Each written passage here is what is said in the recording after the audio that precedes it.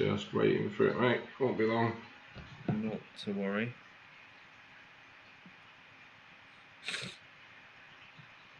Should be working in a second.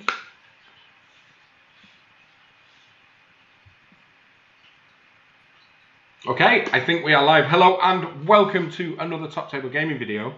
I'm Top Table Jay, and today we are joined by a very special guest and old friend, James Baldwin. Say hello, my friend. Hello, hello. How are you doing? I'm good, man. Thank you for coming on. It's been way overdue, and today we're going to be talking about your new Kickstarter, the Drowned Earth, everything in between, and knowing me and you, probably an absolute load of nonsense in between. Well, there's a strategic reason why we're doing this at 11 o'clock a.m., not 8 o'clock p.m., and it's because there is not a beer in front of me.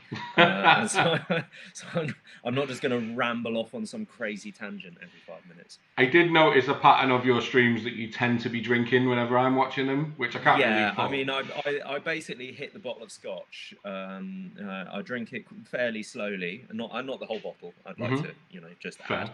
But scotch slows me down. It's a nice thing to drink, and actually, nowadays it's the only time I do drink scotch because my other half is obviously not a scotch drinker. She prefers a glass of wine.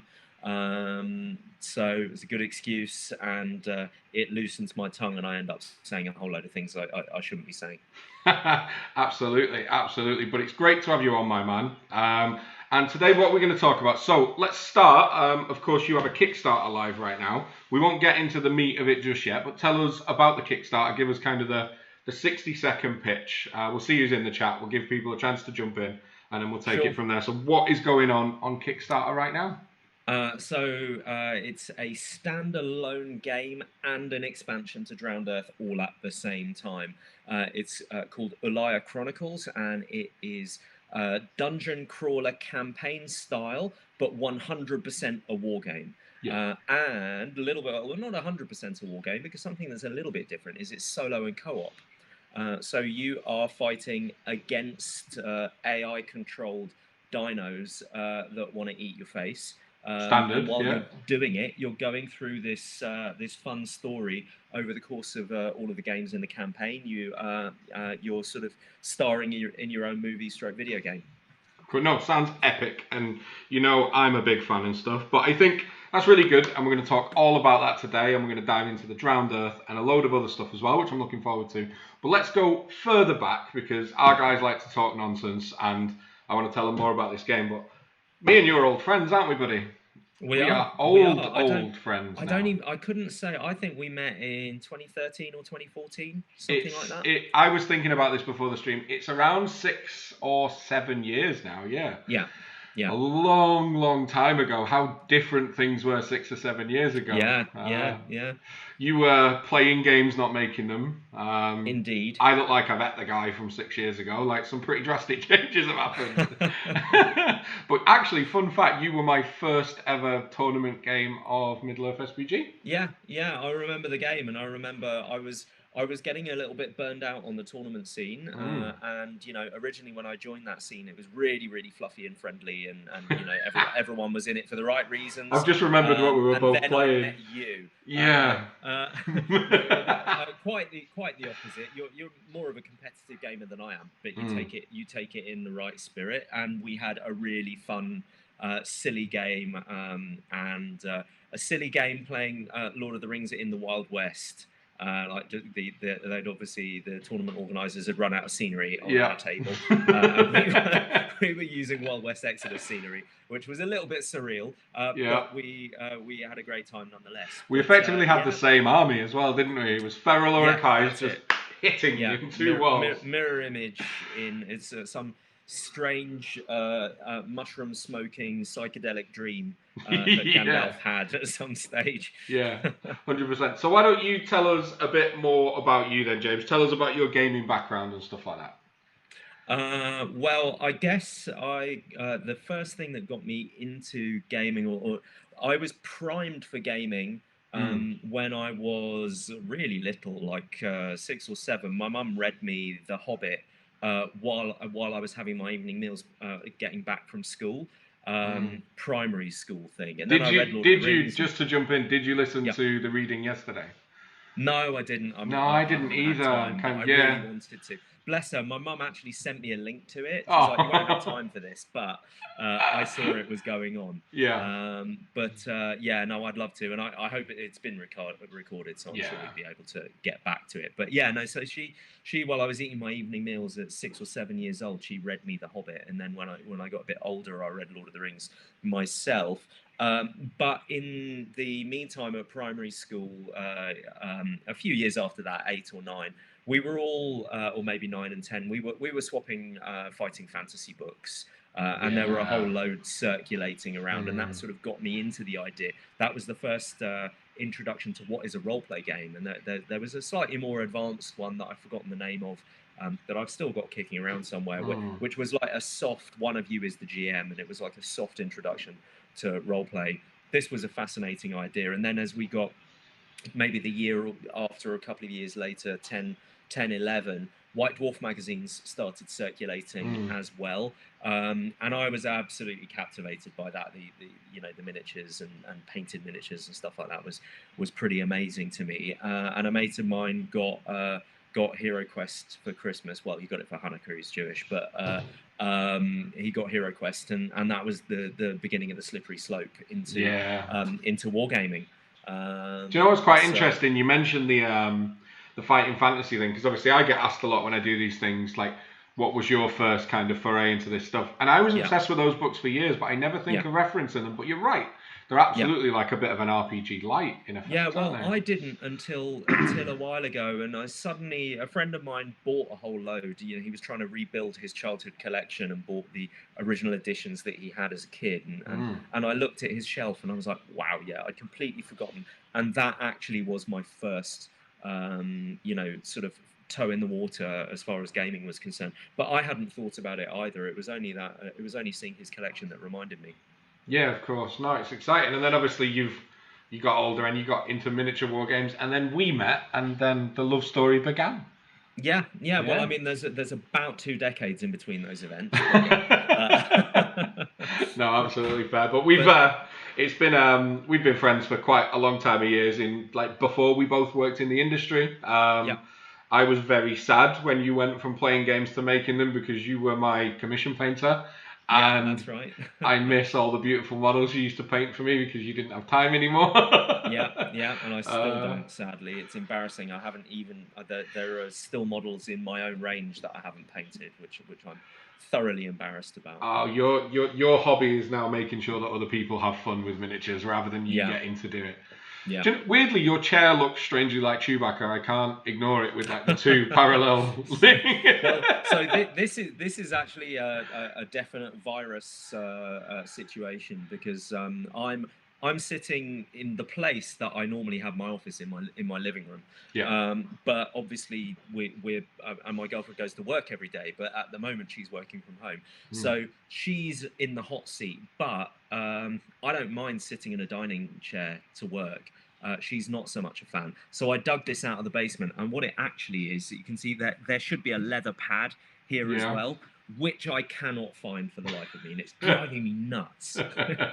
Slight tangent aside, but what we'll do is we'll have a look at who's in the chat. We'll say hello, good morning, and all that stuff, and then we'll start talking about the Kickstarter, because I'm excited to dig further into it. So there's somebody called the Drowned Earth in who's clearly excited for this stream. We've got Yeah, I don't know who that would Troy. be. We've got Troy, who's Team Dino. He says evening all. Good evening, Troy. I'm Yeah, assuming yeah, you are on the other side of the pond. he's one of mine. No, he's in Australia. Ah, okay. Cool. We've got Christoph Asmussen. Says moin moin. Hello. Welcome to... Another one of mine. Yeah, I think they're all yours. We've got Franaconda in, who's one of mine. Says good morning. Good morning. Hope you're doing all right. Everybody in the chat, feel free to fire in any questions that you want to throw at James. And do head over and check out the Ulaya Chronicles Kickstarter page, so you can have a nosy round. That is what we're here for this morning. And we've got Jock. No Clear Studio Production says hello to everyone. Hello, my friend. So, talk to us about the new Kickstarter, my friend. I want to learn all about it. Or would you find it easier to start with the Drowned Earth and then we can work through? Which way should we tackle this?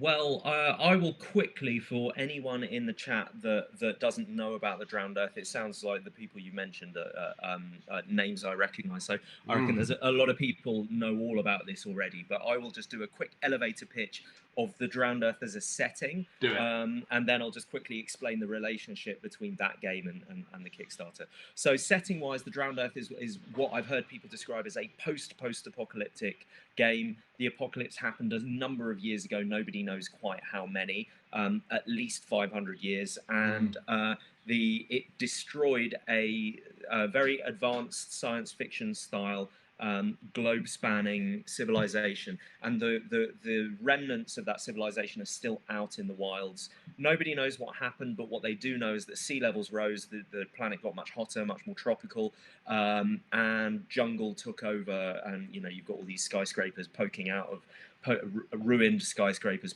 poking out of the jungle every so often, and nowadays the jungle is filled with terrifying dinosaurs because the globe-spanning civilization, they were big genetic engineers and gene splicers, and Jurassic Park style decided to revive a bunch of prehistoric species because they were messing up the planet, and species were going extinct. So to try and offset the collapse of various ecosystems, they decided, okay, well, lions in the Serengeti, they're the alpha predator, they've just gone extinct. We're not going to reintroduce them because they obviously don't cut it in this world anymore. So how about we just replace them with another alpha predator? How about euteraptors? And the what could possibly go wrong with that, right? Exactly. And so now, after this whole thing collapsed, the species that were most suited to the environment did a lot better, and dinosaurs found themselves in an environment which was quite a lot like the one that they evolved in, and so they're thriving. The people of the Drowned Earth, and not just humans. The pre-fall civilization was exclusively human, but they were, as I've already said, dabbling with genetic engineering and things like that, creating, splicing up human and animal DNA and doing all that kind of experimentation. And again, in this very hostile environment, certain subspecies of human or like human animal hybrids did better than others, and some did better than humans. And so humans are one of 4 main races that you find in Ulaya, which make up about 80% of the population, and the other 20% are a crazy variety of really rare species that you don't see very often. No, cool. Sounds really like the setting is something I've always been very much in love with. That we've spoke about it for years and years, even before the game was a thing. It was cool to kind of see it going from an idea that you clearly had when very, very drunk, because who grabs those kind of genres and slams them together? That's what I don't understand. And it's great to see it come to life. So tell us about, obviously the Drowned Earth kickstarted when? How long ago was it now? 3 years ago? 3 years. 3 years, 2017. 3 years. Oh my God, that's flown. Yeah. And it did really well, and we all got some amazing toys about it. So tell us about the Drowned Earth, the game, and kind of its current state of play.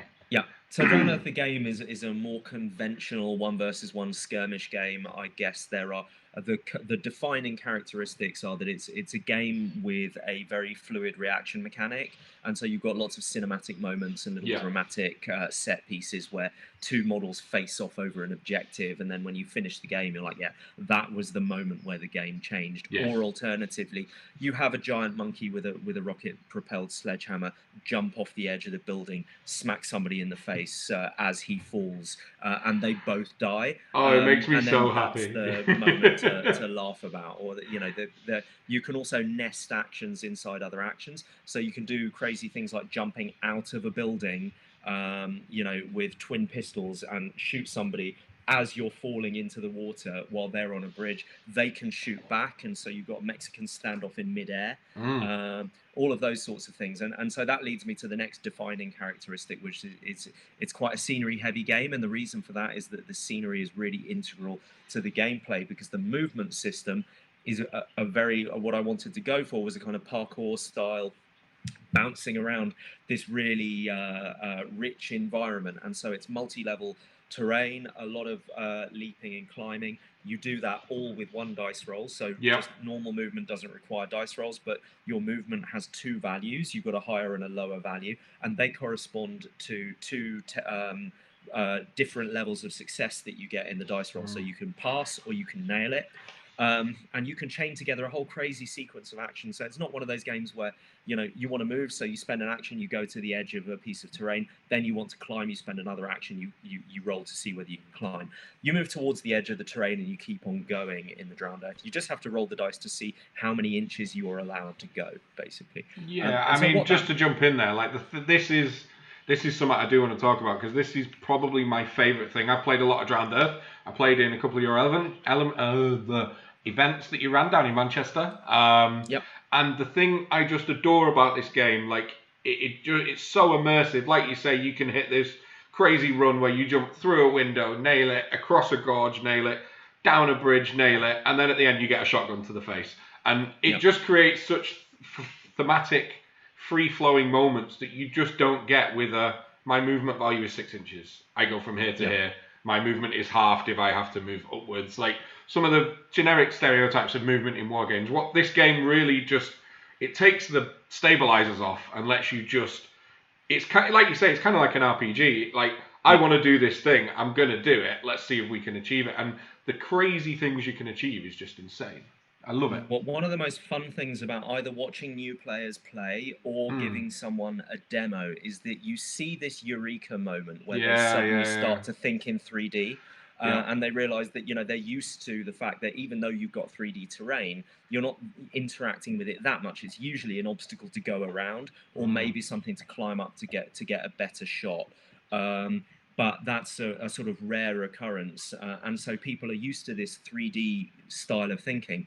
And in Drowned Earth, you really have to see 3D, and it's really, you can see the moment that they suddenly realise, and they're like, oh, so I can actually just climb up that building and jump off it, and then hold on to the next building and keep climbing. I'm like, yeah, you're actually way closer to that objective than you thought you were. Yeah. Provided the dice go your way, and so as always, we all know how that goes, right? Of course. So yeah, that's like the movement is one of the huge things for me. So I'll let you carry on talking about the game. We've covered kind of the dynamic movement aspects that you built in, which just are incredible. Sure.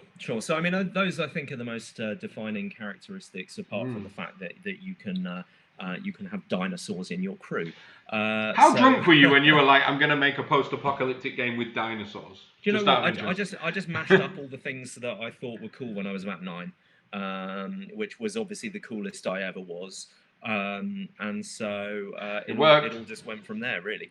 No, it's incredible. So for someone looking to get into the Drowned Earth, what factions have we got? What play styles? What species? Like, let's really deep dive into kind of the culture that's going on within the game. So one of the, I guess another thing that's a little bit different about the Drowned Earth is that the factions are not racially defined. So you don't go and get the gorilla faction or the this faction. Or please do a gorilla faction. Well, when the range gets bigger, you'll be able to just pick a faction and take all gorilla models. And the leader must have a banana suit. Just saying. Yeah. #Giblin. Yeah. So they're vocational factions. So you've got the artifactors. They're like explorers and archaeologists. You've got the firm. They're gangsters, organized crime.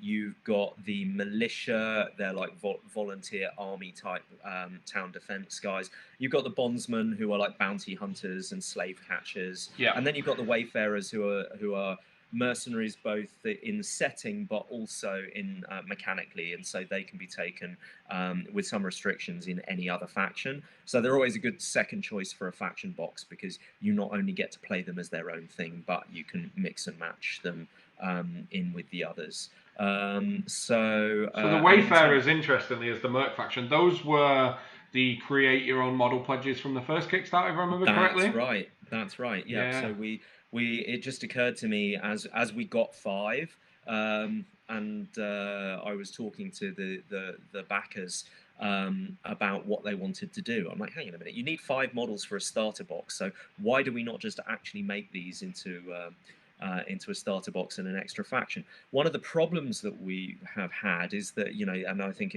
any game faces the same thing. When you've got a mercenary faction, it's hard to release new models for that faction, because you're watering down the unique character of all of the rest of the factions every time you release a new model for that faction. It also probably needs a lot more kind of development and playtesting, because that model interacts with every model, not just the 6 within its small pool, right?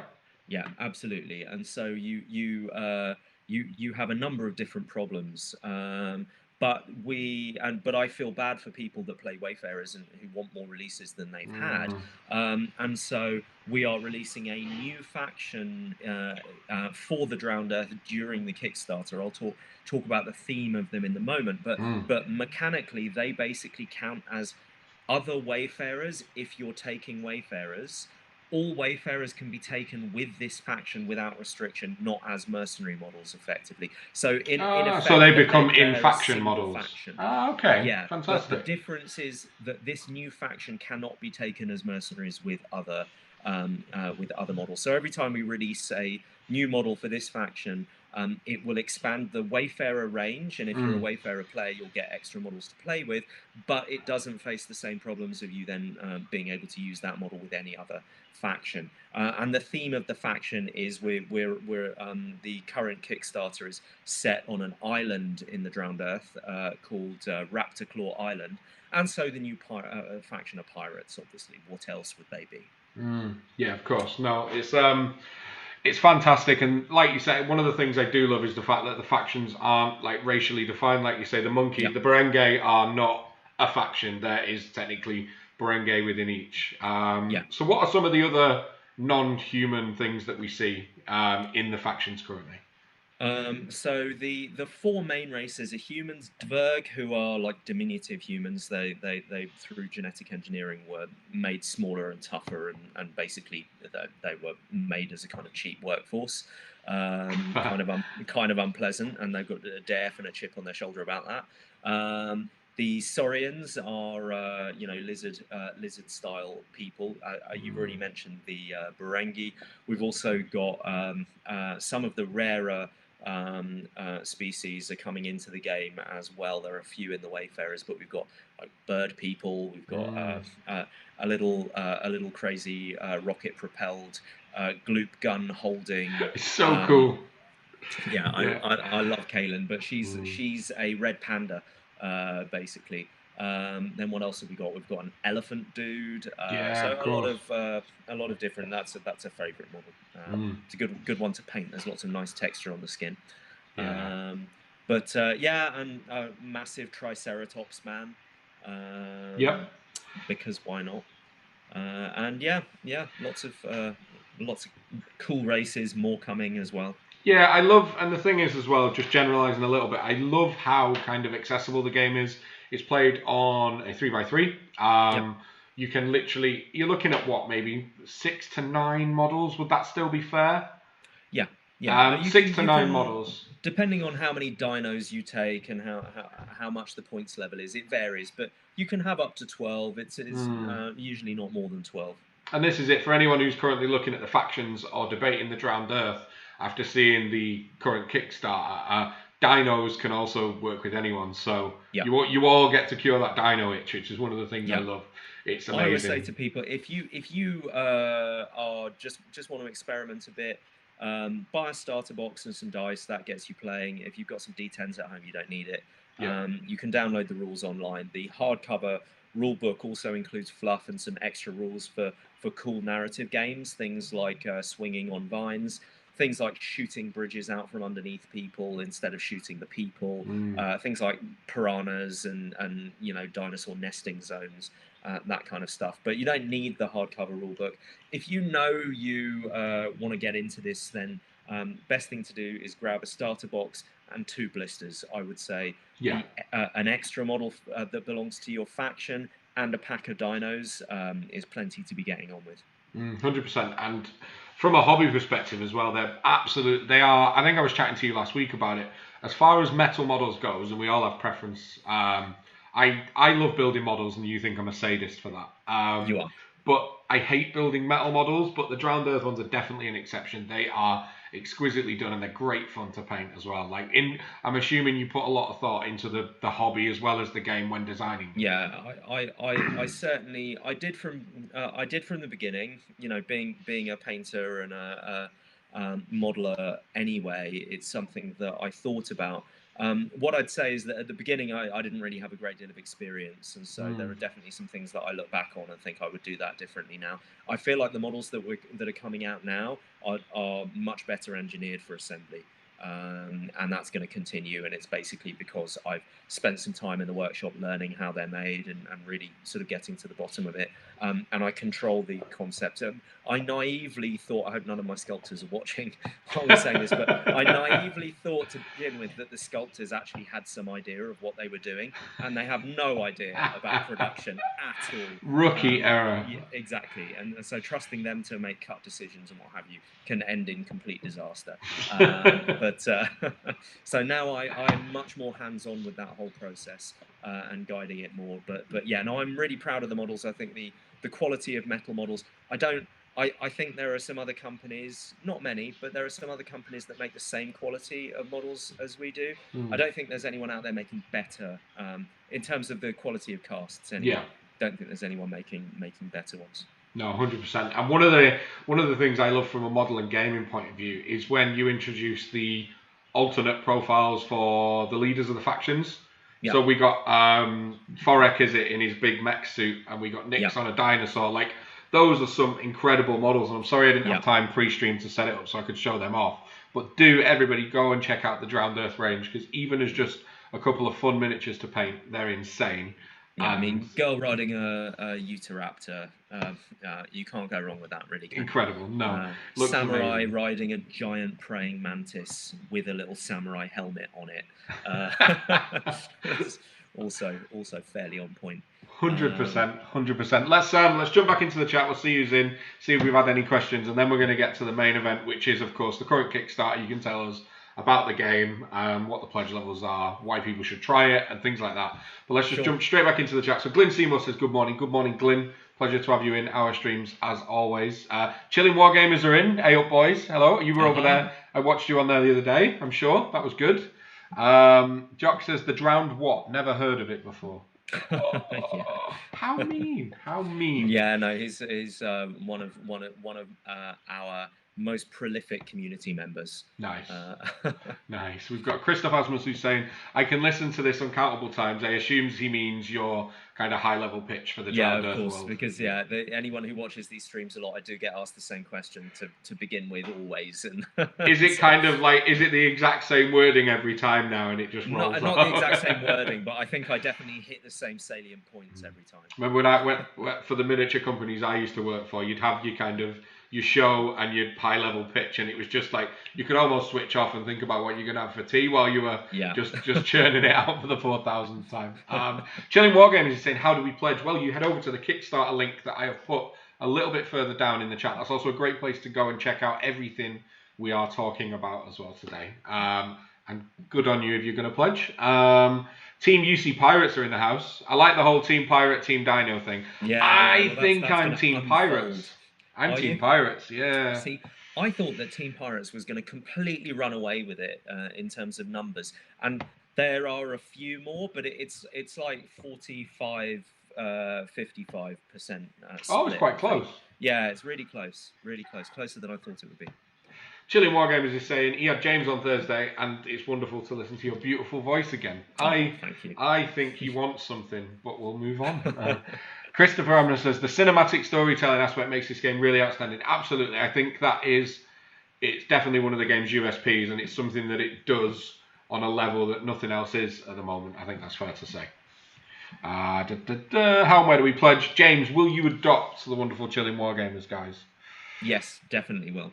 He said no to me for like 5 years, so you're doing pretty well there. Steve is in, commenting from the top table account. He says, good morning, you sexy pair. And Benji B is in. So the other top table hosts have hit the comment section. And Ben says, loving the dinosaur sculpts. If you had unlimited range and model space, what other dinosaur species would you add to the game? Which other ones? Yeah. That's difficult. That's a baited question, because that could reveal what's coming, right? It could, yeah. And so I need to steer clear of that one sidely. Let's just put it this way: high level stretch goal if we get there, because it'll be expensive to do, but awesome. We kind of need a big herbivore, and I will let people speculate as to what different options that might be. But I think maybe I'm considering the option if people are enthusiastic enough and they start shouting loudly. Please don't spam, but shouting loudly about the Kickstarter on Facebook.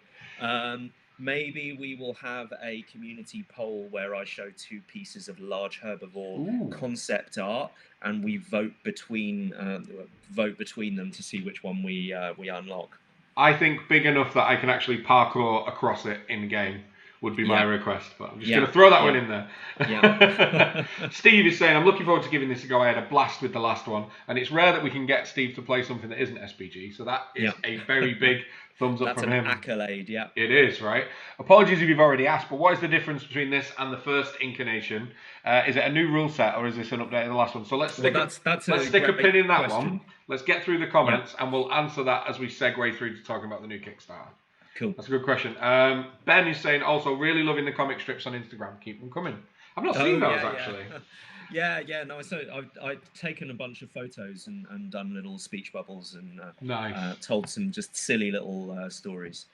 That's cool. So Iron Dan Walker, he says, when can we see another herbivore dino? I think we've just covered that actually. Yeah. Benji B is Team Dinosaur, hand down.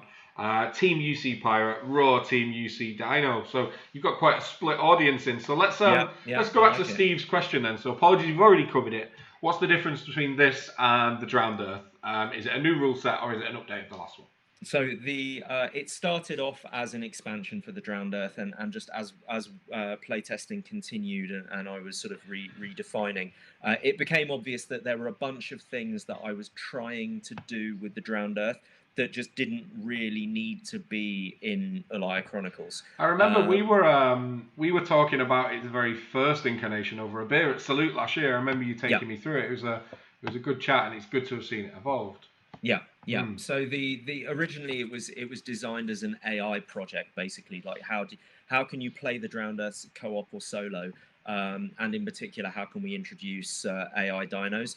The rule set is broadly similar.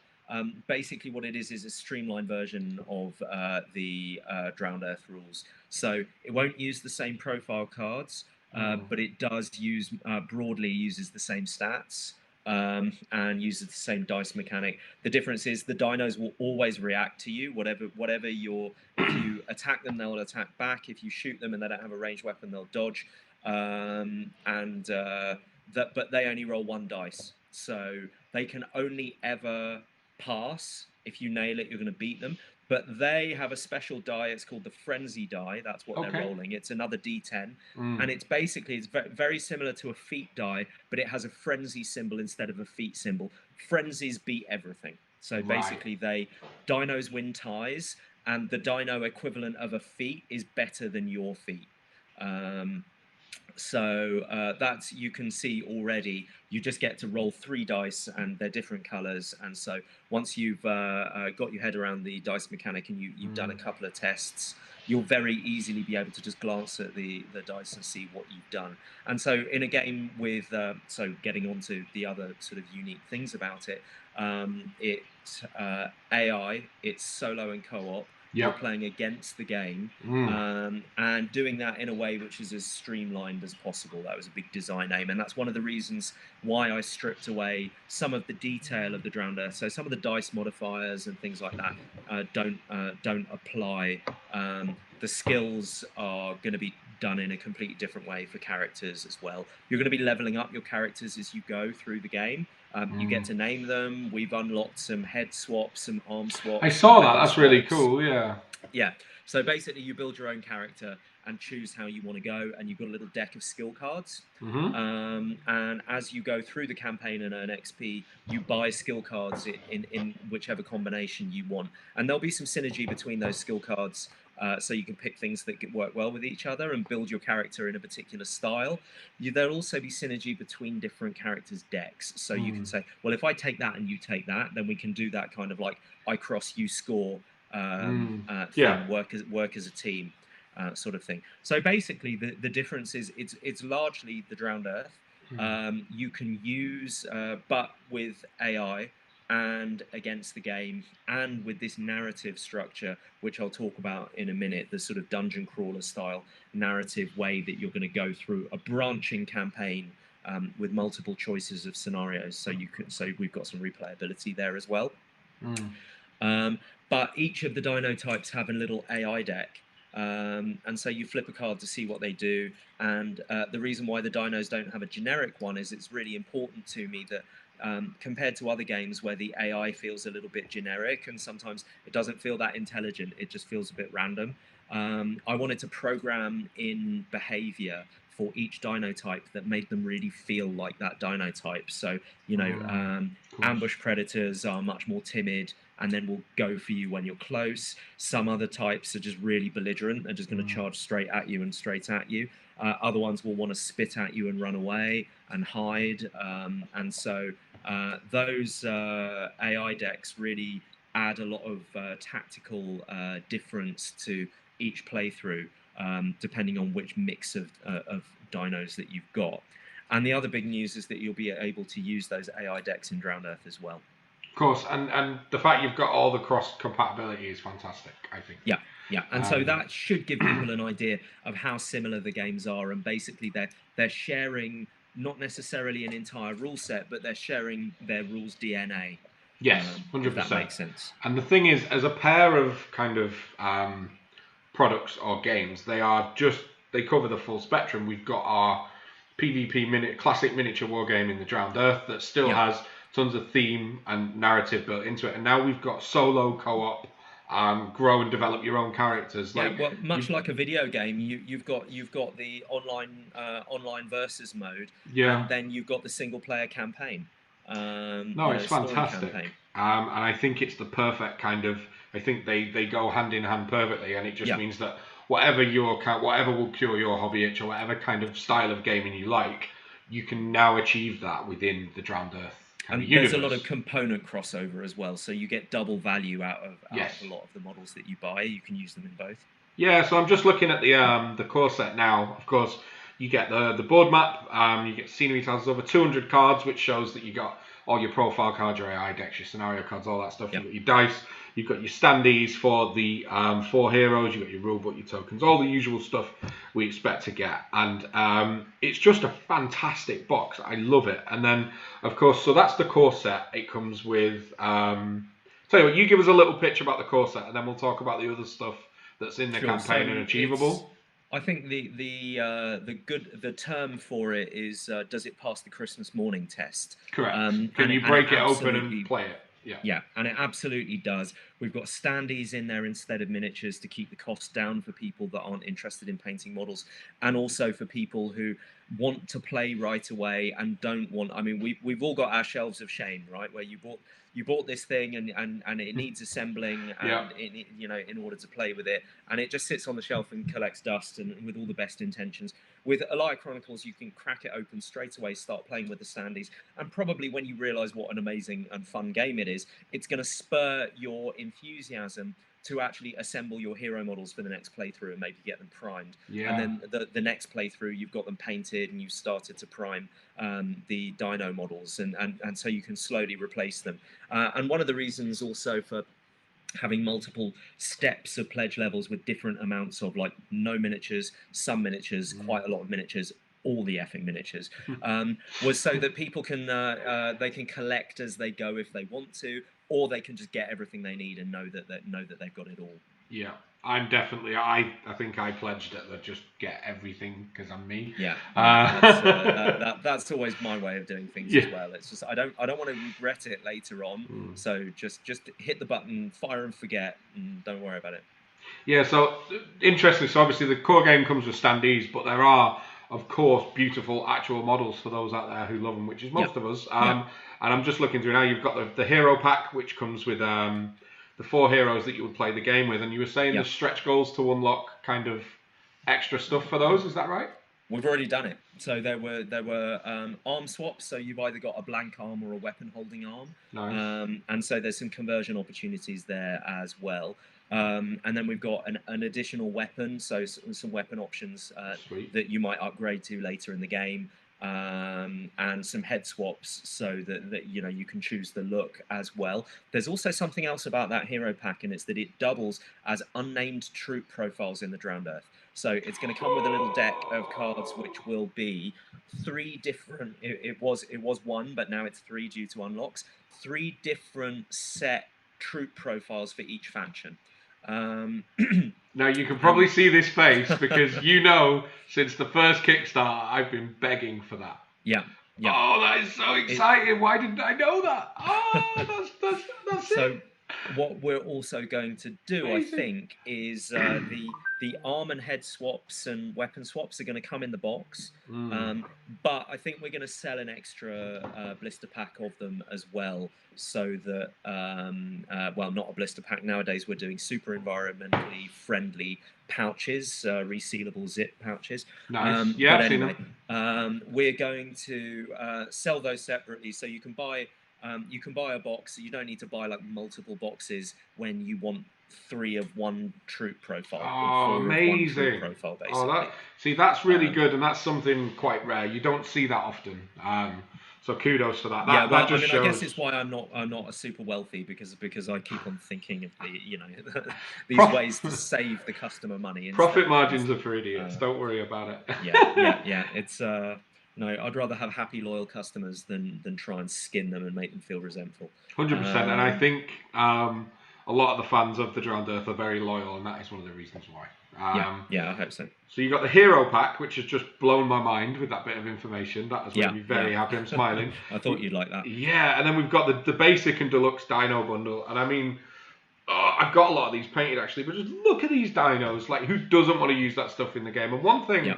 like, they're just phenomenal, and that I love the fact that there's a bundle that is just these guys, because some people just want to paint dinosaurs, right? Yeah. And they're just gorgeous models. I'm gonna put you on the spot.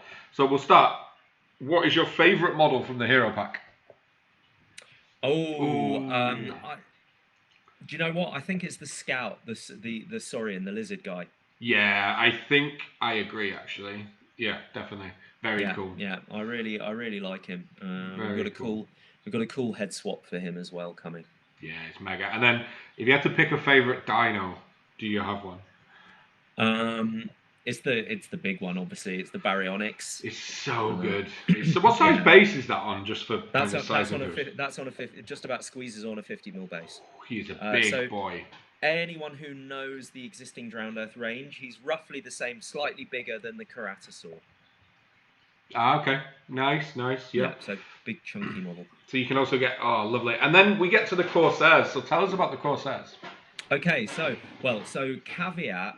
The Corsairs, we're unlocking the standees to include those in the core box as well, because they Amazing. originally started off as they're part of the story. They're NPCs. You get little tokens for them because they're objectives in some of the scenarios. So it's kind of escort, protect, capture, these kinds of things. However, we're unlocking the ability to actually bring them into the game. So there are going to be standees for those in the core box.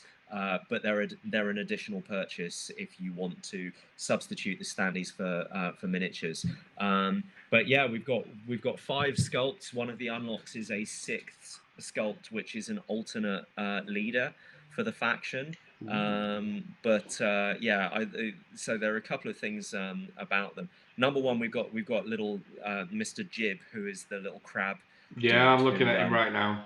Incredible. He got mauled in an accident trying to board a ship, pirate style. And he found it was hobbling around on crutches for a long time, and then he found himself a little pre-fall crab drone, which he tinkered with and adapted to his own needs, and so he's now walking around with this sort of armored shell and a big pincer arm. No, they're absolutely gorgeous. They are my new favourite kind of models in your range. They're stunning. Super pleased with them. Little bit of insider information is that he's been dubbed Mr. Smirky, but his name is Jay, the leader, the guy with the sword and Stop the it! gun. Don't do that to me. Don't do that to me. Because no, you're kidding me. He's an old Star Wars RPG character of an old campaign. I used to run a Star Wars roleplay board for years and years, and it's still operating. And I sort of I'm nominally still in charge, but other guys run it on a day-to-day basis. But yeah, it's an old character that I played for years and years. So it's basically, that's my gene splicer, and named after you. Although I'm I taking it. think I started it. I role played that character first in 2001. Wow. So it was a long time before I'd ever met you. Well, we're going to call it foresight. That is incredible. Yeah. They're absolutely stunning models. And again, make sure you go and check them out, guys. Click the link that I've been periodically throwing in the chat. They're gorgeous. So the thing worth noting is kind of just the huge amount of crossover. So the Corsairs are what you were talking about are they who you were talking about in terms of the extension, if you will, to the Wayfarers? That's right. So That's if right. you look at this as kind of a range of products, you've got a massive dinos that can work for any faction. You've got the Corsairs and the Wayfarers that have also got huge reach in terms of who they can play for. So the amount of crossover that this gives you into the Drowned Earth game, and the heroes acting as also kind of generics that can operate in any faction, this is kind of a must-have for any Drowned Earth player. Even if co-op and that sort of gaming isn't for you, this is a huge expansion to the main game. Yeah, there's a lot of value in the box for a Drowned Earth player, even who doesn't want to play the campaign. The dice are compatible. There'll be a bunch of tokens which are also compatible. You've got a huge amount of backwards compatible miniatures there. But also the big thing is that you're going to have the AI decks for all of those dino types and for the pirates as well. So that you can play with all of those as NPCs in your Drowned Earth games. And hopefully later in the campaign we will unlock some AI-themed scenarios for Drowned Earth. We'll do some print and play scenarios with using the AI components of the core box. That'd be really good. So I'm just scrolling through the page and stuff, just kind of dribbling a little bit. Can you tell us about the alphas? That's an interesting thing. Well, so that is how Drowned Earth players are going to get their hands on existing, again, we haven't unlocked any yet, but existing Drowned Earth dinos that are not in the campaign, that are not in the Ulaya Chronicles box. People have asked, well, how are we going to play those as AI? So you're going to buy an alpha profile for that dino type, and it will come with a little deck of AI cards and the profile cards for Ulaya Chronicles and Drowned Earth, including a special alpha profile in Drowned Earth, which will have a frequency of 1. So like the leader of the pack, basically. So yeah, that's a kind of multi-purpose product where you can buy it, play it in Drowned Earth, play it in Ulaya Chronicles, whatever you want to do. Oh man, it all just looks incredible, and obviously I'm a bit of a model fiend, so that's definitely what I'm focusing on. So tell us about the different pledges we've got for the Kickstarter then. Like, so what if people are looking at getting this? What would you recommend for people jumping in? Sure. So if you are miniature game curious and you like you're mostly a board gamer, but you like the idea of a miniatures game and you've never really played one, this would be a good entry into the miniature gaming world. It's free movement. It's tape measures, or hopefully we'll be able to include some measuring sticks in the box. It depends on how much room we've got on the punch boards, but I'd like to do that if possible. But anyway, it's a good entry into that world, and then the first pledge level is just £39, so that's what, €45, $50, something like that. So I think it's a really good entry price point. It's fantastic as well. Looking at the kind of the quality and just the content of the box, it's great value. Yeah, I hope so. That's intentionally what I tried to do, and obviously at retail that's going to go up quite a bit. Then, if you want to sort of dip your toe in the water and you want some models, but you don't necessarily mind reaching for the odd standee when things get heated in the game, then the next pledge level is 69, and that's the core box with the heroes. Correct. So if you want your own dude as a model, but you don't mind the enemies being standees, then that's the one for you. Next one up is some of each of the dinos, not the huge guy, and that's how much is that? That's 99. It comes with it's got the basic dino bundle, so you get the 6 dinos and the 4 heroes. Yeah, so that means you will be playing with occasionally when things get really heated, you'll have to reach for a dino standee. But other than that, you've got some models to be getting on with. And then the 169 pledge level is the all-in where basically you're going to get, it's not quite the all-in, but you're going to get every Dino model that you're ever going to need. You won't need any standees for that. And as we've unlocked the alpha profiles for the Magnosaurs and the Sinoraptors, we're substituting in one of those models. It's not in the picture, but one of those models is going to be an alpha. So you get 2 regular Magnosaurs and 1 Magnosaur alpha, and that's the cap basically. So normally you would just paint the if we hadn't unlocked those, and so we haven't, let's say we don't unlock the alpha Dilophosaur, then you'll just paint your alpha a different color or base it differently or something like that to differentiate it from the rest of them. But hopefully we'll get the actual sculpt. But basically that pledge level contains all the dinos that you're ever going to need. You're never going to need to use a standee. Now we've unlocked the scenarios that are actually going to have pirates as combatants in the game. Those standees will be in the box, and the if you want to replace those with models, then that's an extra purchase for the Corsairs. But it's obviously, if you're a Drowned Earth player, then that's an excellent buy anyway, because you've got a whole new faction all of a sudden. And if you already play Wayfarers, then you've suddenly got a much more list building opportunity with your Wayfarers. Yeah, I mean, this means I'm probably going to end up painting Justin Cader as a model, which I swore I'd never do, but sure, we can make that happen. But no, it looks absolutely phenomenal. I'm excited. Obviously, I'm going to give it a go. I can't wait. But so I suppose let's have a look at the stretch goals. So we've got the cave map coming up. That's an exciting one. Yeah, so that's a flip side. The map that we've got at the moment will be double-sided, and if you look at the title image of the game, which is a kind of green interior cave environment with lots of hanging vines and standing water and missile silos, that's basically the environment that the flip side map is going to be. It's going to be an underground interior environment. And Henning Ludvigsen, the artist that did the tiles for Imperial Assault, the latest Zombicide, Tannhauser, Mansions of Madness, he's done loads and loads. His CV is like longer than my Kickstarter.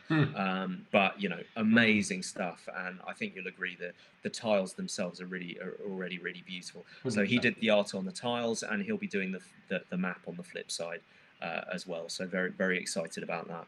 And I've got an interview with him that's going to be coming out next week. Oh, amazing. Definitely keep an eye out for that, everyone. But no, overall, mate, it's a super exciting project, and it's doing tremendously well. Congratulations.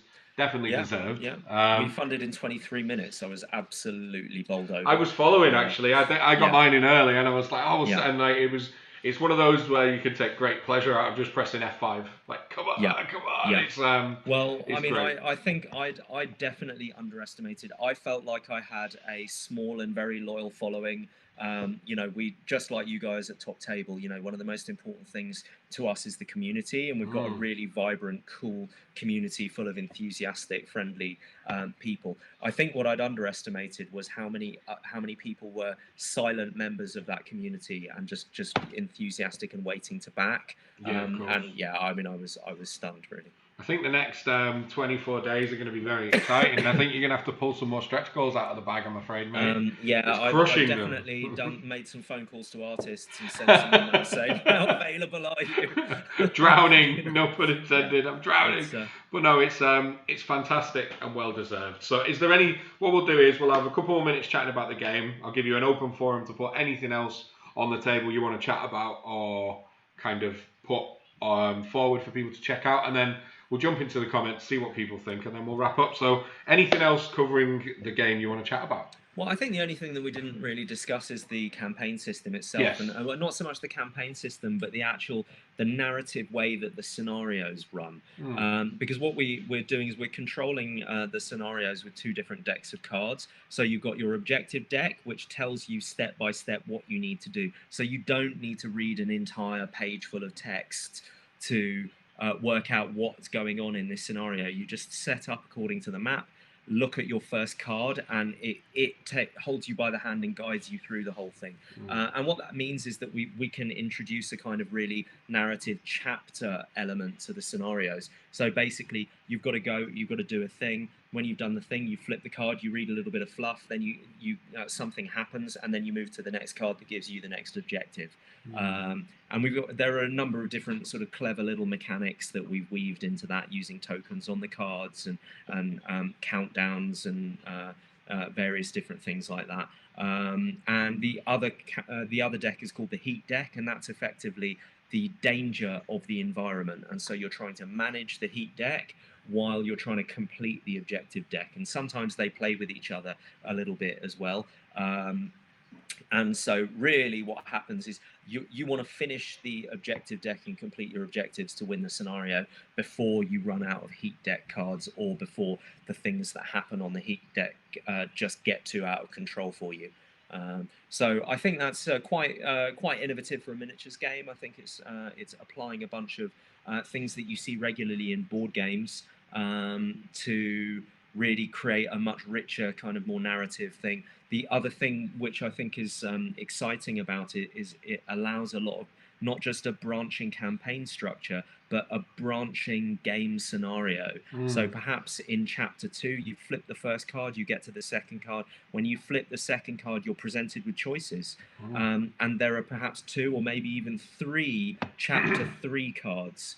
And you select that chapter 3 card depending on what your choice was at the end of chapter 2. And equally between games, you'll have choices, and maybe you'll be given a particular achievement because you won a scenario, or later in the scenario you'll be given a choice that you do one thing or the other, and then you come to a scenario and it says you're going to start with objective card 1A, 1B, or 1C, depending on which choice you made, or depending on whether you've got this objective, or none of the above. Yeah, no, it's that sort of stuff's incredible as well. Anything that adds to the immersion and gets you so kind of invested in a game like that is only a great thing, right? Yeah, and I love that. I want Ulaya Chronicles to be a story experience for people, basically, and I also the different choices and things like that. I want it to be replayable as well. So you a little bit like a slow grow league. You paint as you go, and by the time you've got to the last scenario, you've probably finished everything, and maybe you've even made some custom tiles for yourself and made 3D versions of the tiles. And then you could just rewind and start again and choose different heroes, choose different skills, and you still get a very different experience. Yeah, exactly. That's an important aspect of it for me, I think. Oh, exciting. Good stuff. Well, make sure everybody does go and check it out. It's definitely a project worth backing. I've backed, I'm supporting, of course, and it's a fantastic little game that deserves way more profile than it's got, which is exactly why we wanted to talk about it today. So let's have a look in the chat and then we'll wrap this up. So Benji B has got a good question. He says, when designing the dinosaurs, were you torn between going for old school dinosaur look or the more modern feathered dinosaur look? Yeah, definitely. So if you have a look at the Ceratosaur, that definitely looks like an old school. A Ceratosaur is basically a mini T-Rex, and that I've definitely gone for the traditional Jurassic Park style T-Rex there. If you look at Troodons, then they're fully feathered, and the Sinoraptors that we've just introduced as well are fully feathered. So I'm going back and forth between the two styles, really, and taking it dino by dino. Mixing and matching a little bit, because I like both and I want both, and it's my world and I can do what I like. Exactly. It's your baby, right? Do whatever you want. Nobody can tell me that I'm wrong. They're all genetically engineered and revived from ancient species anyway, so they're not 100% historically accurate anyway, and they've evolved a little bit in the time that they've been in Ulaya, and so yeah. But it's a great question, because I really like the feathered look as well, but sometimes you just want that traditional thing. What we did with the Utahraptors is they've got like a little feathered crest and a feathered tuft on the tail, and feathers on their forearms. I think they're my favourite dino, actually. Yeah, I think they're my favourite. Yeah, they're a good blend of the two. No, good question. Troy Jackson says, how many people can play Ulaya Chronicles? So it's 1 to 4. So you can play it completely solo and really look at it as a puzzle with all the different skills that you've got and the way that they synergize, or as a team effort between 1 to 4 people. So is it a case of, as one player you're operating all 4 heroes, and as 2 player you've got 2 each, or how does it scale? So we've got some play testing to do, and after the Kickstarter drops, I am undecided on that. At the moment, we're looking at 3 different systems. Okay. One is that it's the amount of heroes that you control will be a way of scaling difficulty. And so you can have one, but they're going to have double the amount of wounds, and they're going to maybe earn more XP and that kind of thing. At the moment there are some problems with that. It's not quite working the way I'd like. If we can get that working properly, then that's something that we'll definitely do. But difficulty scaling is a big part of that. But yeah, at the moment, the safest, what absolutely works, is that one player will control all 4 people. And you can, at the moment, you can safely take one out and control 3 if you want a more difficult experience. If you've only got 2, you're definitely getting smashed in the face quite a lot. No, that's cool. That's really cool. But it's a fail-forward game anyway, so you're going to complete. There's none of this you've lost, so reset and stuff. It just affects the story that you tell. Yeah, and then again, that's another thing that maintains immersion and gives even more replayability. Yeah. Exciting times. And then Christoph will end with this one. He says, first of all, he needs the cave mat. So just unlock it right now, make it happen. Everyone go and pledge. That's how we do it. And he says, will James make a live design chat with Ludwigsen like he did with Mounted Canada 3 years ago? It won't be live, but I'm recording an interview with him over the next few days, and we'll put that up on YouTube for people. So yeah, we're going to be doing a sort of design log kind of thing, because he's a great guy and he's like crazily talented as well, and his work process is really interesting. I thought people would really enjoy looking at how he created the tiles that we've got now. No, exciting, cool. Well, that's pretty much it. Thank you all for tuning in. Make sure you hit subscribe on the Top Table Gaming channel. Let us know in the comments of this video what Drowned Earth and Ulaya Chronicles content you want to see. James, anything from you for everyone watching or who might watch this afterwards before we wrap this up? The Kickstarter links in the comment section below. Otherwise, you can go to drownedearth.com, thedrownedearth.com, and you'll see a fat Ulaya Chronicles picture with a button. I think I haven't done my work properly. I think it might say be notified, but that will take you through to the project page. And other than that, we've got some excellent competitions coming up. We're going to do a similar. Last time we did a design your own model. This time we're going on a dino hunt, community-wise. It'll be a little choose-your-own-adventure style story, and something cool will be available at the end of it, and what will be available at the end will be determined by people's choices. So that's something nice, and we're doing scenario design competitions, painting competitions, all kinds. They're not competitions, they're events. You're not allowed to run competitions on Facebook. It is an event. On Kickstarter. But there's no prizes other than the glory of being able to contribute to Ulaya Chronicles, be part of the community, but also maybe the scenario will actually we will turn it into a print and play. If somebody comes up with a really cool location, maybe I'll write that into the rulebook somewhere, that sort of thing. Exciting times. Cool. Well, everybody do go and check it out. And thank you for coming on, James. Always a pleasure to chat. No, thanks for having me. Look forward to having a beer when we get out of Virageddon. I know, right? It would have been at Salute, wouldn't it? About 4 weeks ago. But no, look forward to catching up soon. Thank you all for watching. Subscribe to the channel. Check out the other content. Let us know what else you want to see.